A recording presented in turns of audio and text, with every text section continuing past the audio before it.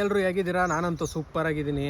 ನಾವು ಇವತ್ತು ಬಂದಿದ್ದೀವಿ ಕೆರೆತಣ್ಣೂರು, ಪಾಂಡವಪುರ ತಾಲೂಕು ಕೆರೆತಣ್ಣೂರು ಅನ್ನೋ ಪ್ಲೇಸಿಗೆ ನಾವು ಬಂದಿದ್ದೀವಿ. ಇವತ್ತು ವಿಜ್ಞಾನಿಗಳಿಗೆ ತುಂಬ ಸವಾಲಾಗಿರುವಂಥ ಸ್ಥಳ ಇದು. ಇಲ್ಲಿನ ಕೆರೆಯ ಆಳ ಇದುವರೆಗೂ ಯಾವ ವಿಜ್ಞಾನಿ ಕೂಡ ಕಂಡುಹಿಡಿಯೋಕ್ಕಾಗಿಲ್ಲ. ಅಷ್ಟೊಂದು ಡೆಪ್ತ್ ಇದೆ ಮತ್ತು ಮುಂದೆ ಕೂಡ ಕಂಡುಹಿಡಿಯೋಕ್ಕೆ ಸಾಧ್ಯ ಕೂಡ ಇಲ್ಲ.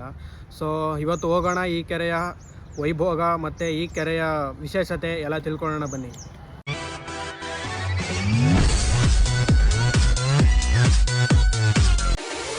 ಹಾಯ್ ಫ್ರೆಂಡ್ಸ್, ಈಗ ನೀವು ನೋಡ್ತಾ ಇದ್ರೆ ಕೆರೆಯ ಮೇಲಿಂದ ಟಾಪ್ ವ್ಯೂ.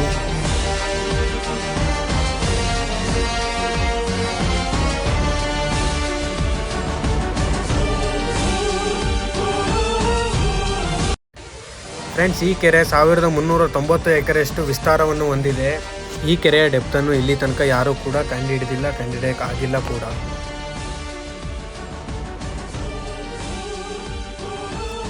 ಈ ಕೆರೆಯಿಂದ ಮೇಲುಕೋಟೆ ಸುತ್ತಮುತ್ತ 70ಕ್ಕೂ ಅಧಿಕ ಹಳ್ಳಿಗಳಿಗೆ ಕುಡಿಯೋ ನೀರಿನ ವ್ಯವಸ್ಥೆಯನ್ನು ಮಾಡಲಾಗಿದೆ. ಇಲ್ಲಿ ನೀವು ನೋಡ್ತಾರೆ ಬೆಟ್ಟದ ಪಕ್ಕ ಒಂದು ರೋಡ್ ಕಾಣಿಸ್ತಾ ಇದೆ. ಇಲ್ಲಿ ಬೈಕ್ ಆಫ್ ರೋಡ್ ಮಾಡೋಣ ಅಂತ ಅನ್ನಿಸ್ತು, ಬಟ್ ಬೇಡ, ಸೇಫ್ಟಿ ಏನಿಲ್ಲ ಅಂತೇಳಿ ಮಾಡಲಿಲ್ಲ. ಇವಾಗ ನೀವು ನೋಡ್ತಾ ಇದ್ರೆ ಈ ಕೆರೆಯ ಟ್ಯೂಬು ಅಂದರೆ ಸ್ಥಳೀಯ ವ್ಯವಸಾಯ ಭೂಮಿಗಳಿಗೆ ಇಲ್ಲಿಂದ ನೀರಿನ ಸಪ್ಲೈ ಮಾಡಲಾಗುತ್ತೆ.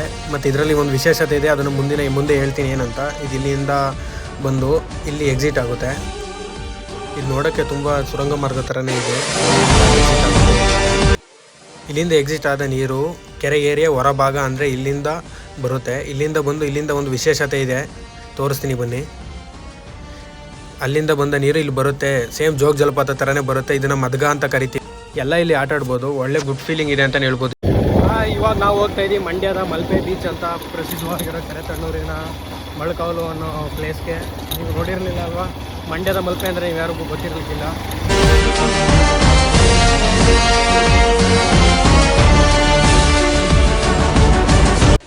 ಮಂಡ್ಯದ ಮಲ್ಪೆ ಬೀಚ್ ಅಂತ ಹೇಳಿದ್ದೆ. ಮಲ್ಪೆ ಬೀಚ್ ಅಂತ ಏನಕ್ಕೆ ಕರೆದೆ ಅಂತ ಇವಾಗ ನೀವು ನೋಡ್ತಾ ಇದ್ದೀರಾ. ಇಲ್ಲೆಲ್ಲ ಫುಲ್ಲು ಮರಳು ತುಂಬಿಕೊಂಡಿದೆ. ಇಲ್ಲಿ ಜಾಸ್ತಿ ಡೀಪ್ ಕೂಡ ಇಲ್ಲ. ಇಲ್ಲಿಂದ 10 ಮೀಟ್ರಷ್ಟು ಒಳಗಡೆ ಹೋದ್ರೂ ಕೂಡ ಜಾಸ್ತಿ ಆಳ ಅಂತೂ ಇರೋದಿಲ್ಲ. ಪಿಕ್ನಿಕ್ ಅಂತ ಹೋಗೋರಿಗೆ ನನ್ನ ಕಡೆಯಿಂದ ಒಂದು ಸ್ಮಾಲ್ ಸಜೆಷನ್ನು. ಈ ಜಾಗ ಅಂತೂ ಮರ್ಸಿ ಜಾಗ ಅಂತಲೇ ಹೇಳ್ಬೋದು. ಯಾಕಂದರೆ ಪಿಕ್ನಿಕ್ಗೆ ಅಂತಲೇ ಇದೆ ಅಂತಲೇ ಹೇಳ್ಬೋದು. ಇಲ್ಲಿ ಊಟ ಕೂಡ ಮಾಡಿಕೊಂಡು ಅಲ್ಲಿ ಈಜು ಕೂಡ ಹೊಡಿಬೋದು. ಸಖತ್ತಾಗಿರುತ್ತೆ ಫೀಲಿಂಗು. ಫ್ಯಾಮಿಲಿ ಜೊತೆ ಬನ್ನಿ, ಒಂದ್ಸರಿ ವಿಸಿಟ್ ಮಾಡಿ ಈ ಪ್ಲೇಸ್ನ, ನೀವೇ ಮತ್ತೆ ಬರ್ತೀರಾ.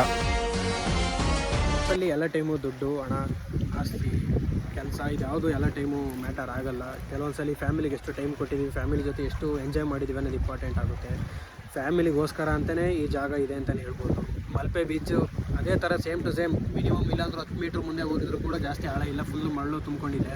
ಈಗ ಬಂದು ಚಿಕ್ಕ ಮಕ್ಕಳು ತವಿಂದ ಹಿಡಿದು ಎಲ್ಲ ಕೂಡ ಸ್ವಿಮ್ಮಿಂಗ್ ಎಲ್ಲ ಮಾಡ್ಬೋದು. ನೀವು ನೋಡ್ತಾ ಇದ್ದೀರಾ ರಾಮಾನುಜಾಚಾರ್ಯರ ಪ್ರತಿಮೆ. ಇದು ಯದುಗಿರಿ ಯತಿರಾಜ್ ಮಠದವರು. ಇಲ್ಲಿ ರಾಮಾನುಜಾಚಾರ್ಯರ ಪಾದ ಇತ್ತು, ಇಲ್ಲಿ ವಾಸವಾಗಿದ್ದರು ಅವರು ಅಂತ ಹೇಳಿ ಅವರು ಸ್ಥಾಪನೆ ಮಾಡಿಸ್ತಾರೆ.